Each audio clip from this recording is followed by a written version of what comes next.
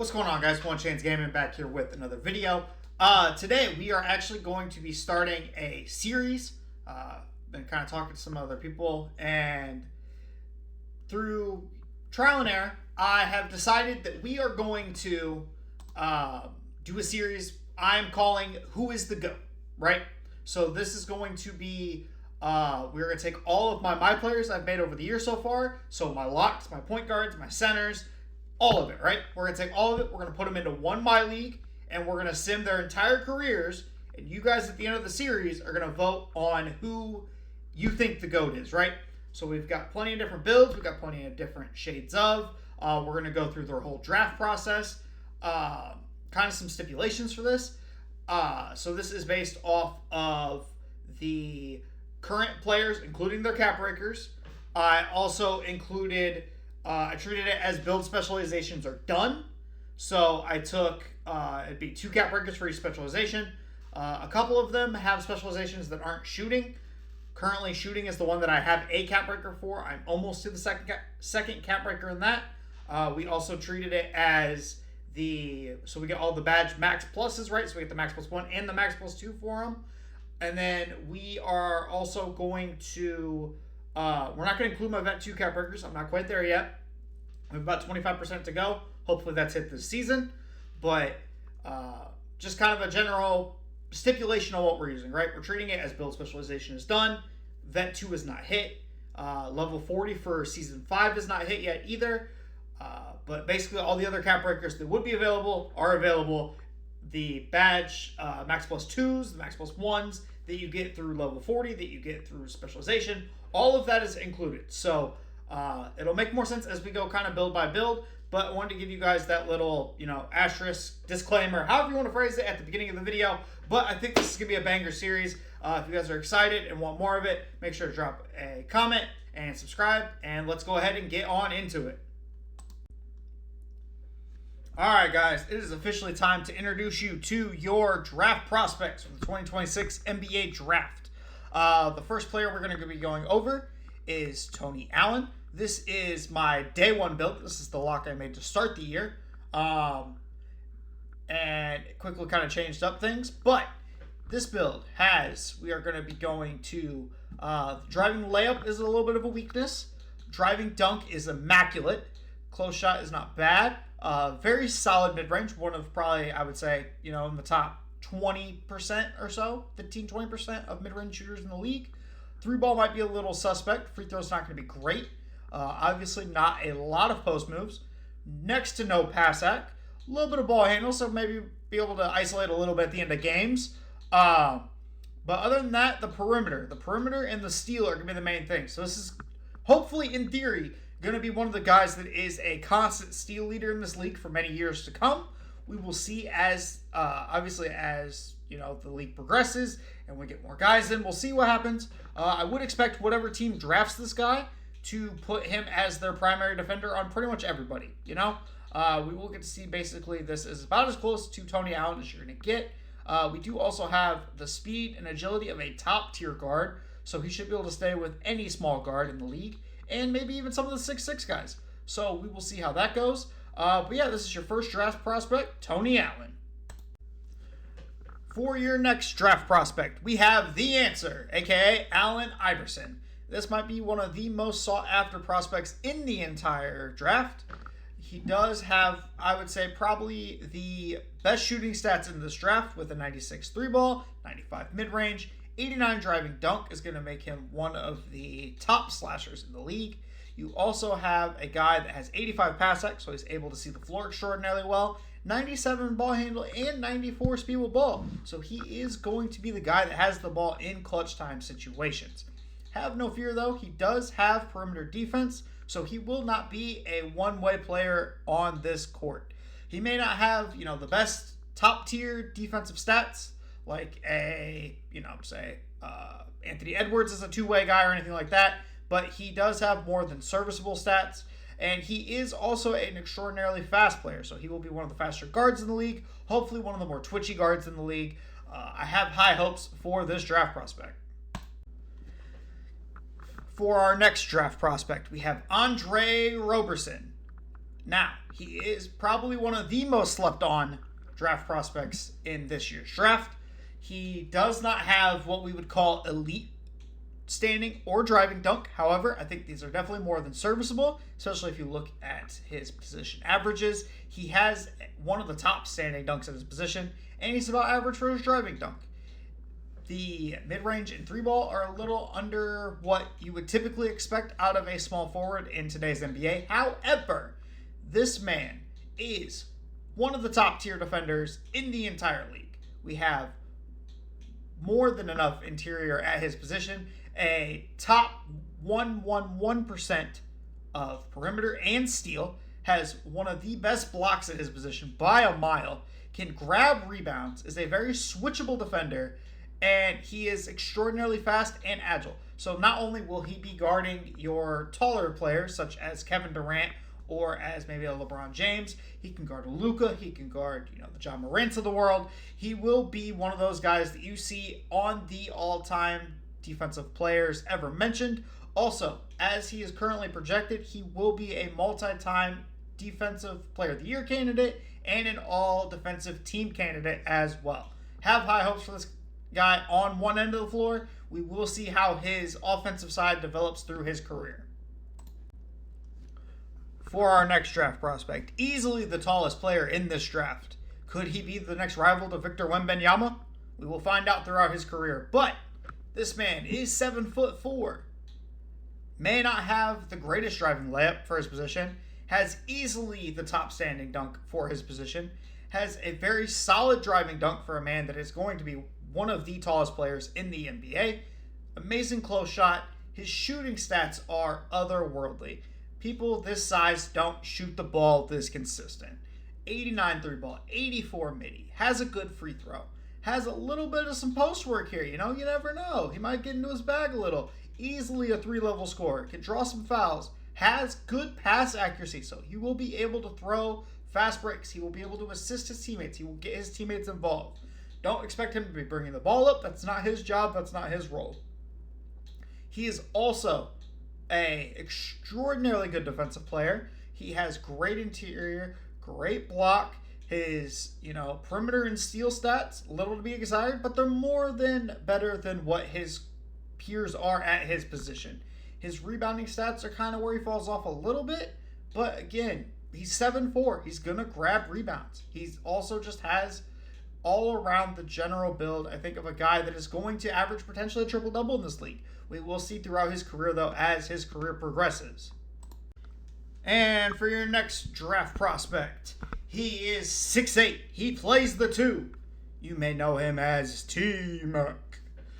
But this is the Tracy McGrady build I made. This is the first 6'8" shooting guard I made this year. There will be a couple other ones that are similar to it. The main thing with this one is he is an elite finisher. He has a 93 driving dunk. He is going to have elite mid-range skills of a 95. 83 three ball is, not necessarily cream of the crop, but for his position, it is above average. We do also have a little bit low of a free throw, which will be a little bit concerning. We'll see how that plays out. We then have a little bit lower pass accuracy, but it's about what his average is for his position. Good ball handle, good speed with ball. He also does have elite perimeter defense. So this will be another two-way candidate that we hope is on the top of all defensive teams, as well as, potentially competing for defensive player of the year. Now, he won't have the steals, he won't have the blocks, but these are more than above average for his position. So I don't really know what else you can expect. He also does have the ability to rebound, so he will be in, that Zion, LeBron level of over 20 points, 5 rebounds, 5 assists, stuff like that. But that is the T-Mac build. For your next draft prospect, this is where a little bit of the Bulls bias kicks in. This build was initially known as Jonathan Isaac. However, with the breakout of Matas Buzelis this year, and just me being a Bulls fan, we changed the bias. This is now the Matas Buzelis build. So, what is this build elite at? Dunking. He has a 91 standing dunk for a small forward. He has a 93 driving dunk for a small forward. He's going to get on that rim. He is going to have highlight plays that end up in SportsCenter's top 10 off of those two stats alone. Now, he also has a good mid-range, a below average 3 ball. However, he has excellent shooting badges, and that's what matters, right? Free throw is a little bit better than some of the other guys in his draft class. He does also end up having some pass act, as he can throw breaks. I know some other players in this draft class, not naming names, have a lower pass act, but he has a more than serviceable pass act. I think he can really play 3 through 5 in the league for years to come. Don't expect him to handle the ball.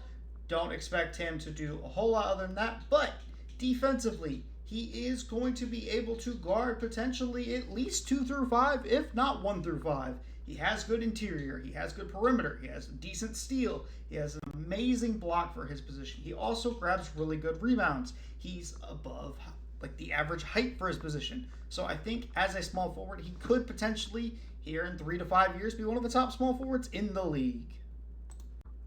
You thought Bulls bias was bad. You thought lockdown bias was bad. Get ready for homerism bias in Sean never misses a midi Livingston. So, what is this draft prospect good at? Don't ask him to standing dunk. It's above his position, but don't ask him to do it. He's an above average driver. He's not going to be getting necessarily, Sports Center level contact dunks, but he can dunk the ball. This man never misses a midi. And I mean never. Prove me wrong. You can't, because he never misses one. The 3 ball's a little low. Don't expect him to be pulling from half court. However, I think from the corners or potentially catch and shoot situations, I think his 3 ball's more than serviceable. Good free throw, not great free throw, but should be fairly consistent in the league. He has a solid midi fade. Again, the post fade, he's never missed one. So, that honestly probably should be even higher. But, he's a prospect. He's got to grow into his game properly. Pass act, good. It's actually average for his position. So with being 6'7", he can see over the defense. He'll make the right read. He is not going to be the fastest player on the court, but this is Sean Livingston. He is going to be a below-the-rim savant here. So, again, don't expect him to be breaking people down like Kyrie. That's not his strong suit. He's going to find his lane, and he's going to shoot his midi, and that's how he's going to score his points. Now, defensively, elite. Notice how there's a common trend among these prospects. Elite defensively. Also, hell of a steal. He's going to play lanes. He's going to play on ball. You expect him to be guarding your favorite player in the clutch in the playoffs in this video. Rebound-wise, again, it's not great, but it's good for his position. We're not asking him to be Russell Westbrook here with the rebounds. We're just asking him to grab the open rebound when he needs to. And he is also a fairly fast player, right? He's faster than his positional average. So he will be running by guys. He has the agility to stay in front of guys. He is a well-rounded draft prospect. Expect him to dominate. Some more Bulls biased from your draft prospects here. So this is the Giddy build. 6'8", he will be the shooting guard, but he does also play a little bit of point guard. It is in his stats. Again, don't expect him to be on Sports Center with his dunks, but a good dunk nonetheless. Elite mid-range. I would dare say elite shooting in general with a 93 ball. He will be able to pull from deep. Some of the draft prospects in this draft class aren't expected to pull from, limitless. It's in his repertoire. Decent free throw. Don't necessarily give him the ball at the end of games, but he'll be consistent throughout the year. You're also going to have a elite level playmaker here. Look at these stats. 85 pass act, 12 above positional average. Ball handle above positional average. Now speed with ball, not the fastest guy in the world with the ball. That's not a make or break thing here, right? We trust him to make the right read. Now, perimeter defense. Not, top of the draft class, but up there for sure. 92 perimeter, 65 interior. Has steal. He's going to play lanes. He's going to be able to steal the ball on ball. He has a block. Expect some chase downs in his career. I don't know if they'll be in the playoffs or anything, but expect them. Can also grab an open rebound. Again, not asking the world of him here, just asking him to grab the open rebound. And he's above his position average in speed. He's going to be one of the quicker guys without the ball, running the fast break in the league. Expect big things from this prospect. All right, guys. I will be totally biased here. This is one of my favorite players all time here. So expect big things from AK himself. Mr. Switch all right here, folks. You're going to see why in a minute. Standing dunk, slightly under positional average. Driving dunk, slightly above positional average. He's not going to be a big highlight guy, but he's going to make his open dunks. Mid-range, below average. Don't expect him to take a whole lot of unnecessary middies. 3-ball, above positional average. He's going to be a 3-and-D guy to the core here. Free throw, not great. Don't think he's going to shoot a lot of them. Pass act, serviceable. He can make the right read when it matters. Don't expect him to handle the ball. It's not his game. Interior defense, above positional average. This man can guard 1 through 5. I will say it now. Expect to see him in Defensive Player of the Year conversations from year 1. That is the type of prospect here. Elite perimeter defense, 96 perimeter. Elite steal. He's going to play lanes. He's going to get on balls. He's going to swipe the ball out of the people in the stands. Expect elite defense from this man. 93 block, chase downs, paint contests, jumps out of the corner. Expect it all with this man. Also, elite rebounder for his position.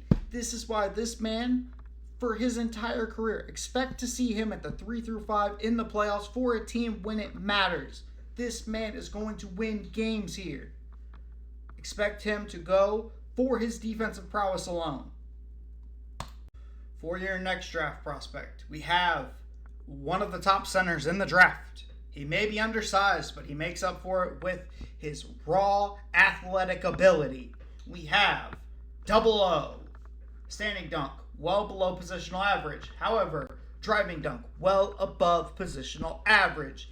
This man will catch a contact animation on somebody. It may be your favorite player. Are you prepared to see your favorite player on SportsCenter? Because the center caught a body.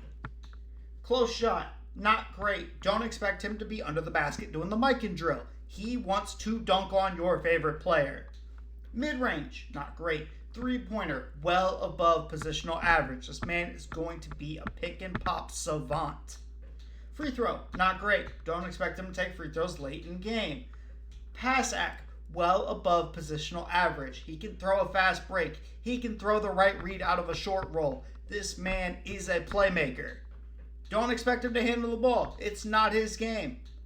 Interior defense, elite. Well, a little bit below positional average, but elite. Perimeter, elite. He can guard 1 through 5. He is a lockdown. Well above positional average for steal. Well above positional average for block. You have his rebounding. Offensively, just kind of Defensively, elite. This man is almost Dennis Rodman levels of a rebounder here, folks. And to top it all off, his speed is that of a small forward. Are you guys prepared to see this man run the fast break and then catch a dunk on your favorite player? Well, you should be, because that's going to happen for years to come.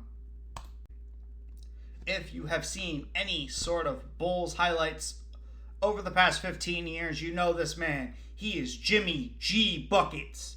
The G stands for gets. Let's go over this draft prospect right here. One of my favorite draft prospects in the draft. We have driving layup, not elite. Standing dunk, mid. Driving dunk, well above average, folks. He's going to be catching bodies. Close shot, Mid-range, elite. 3-ball, elite. Free throw, well above average.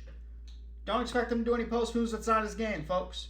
Pass accuracy, above average. He can still make plays at all levels. Ball handle, average. Speed with ball, literally the definition of average. But with all the other stats, he can get a bucket. Why? Because the G stands for gets. Now, we've got passing. We've got interior defense that is above average. Perimeter defense, elite. Steal, elite. Block, well above average. He has a little bit of rebound. He can grab an open rebound. He's gonna have stats in multiple categories, folks.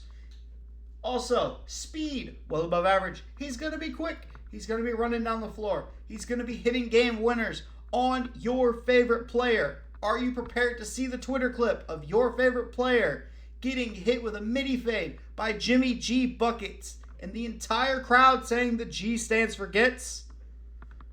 You better hope he's not in your division, folks. That's all I got to say. All right, guys. Now that you have met your up-and-coming draft prospects for the 2K26 draft, let me know your guys' predictions as far as who has the best career, who has the best rookie year, who do you think is going to go first in the draft, what's your draft order, the prospect you're highest on, the prospect you're lowest on. Let me know all that down below, and I will catch you guys when we actually start the next episode we will start simming the rest of the regular season that we have right now, and then we will go all the way up until the NBA draft, and we will actually cover the draft and see who goes where. But appreciate you guys coming through to the video, and I'll catch you in the next one.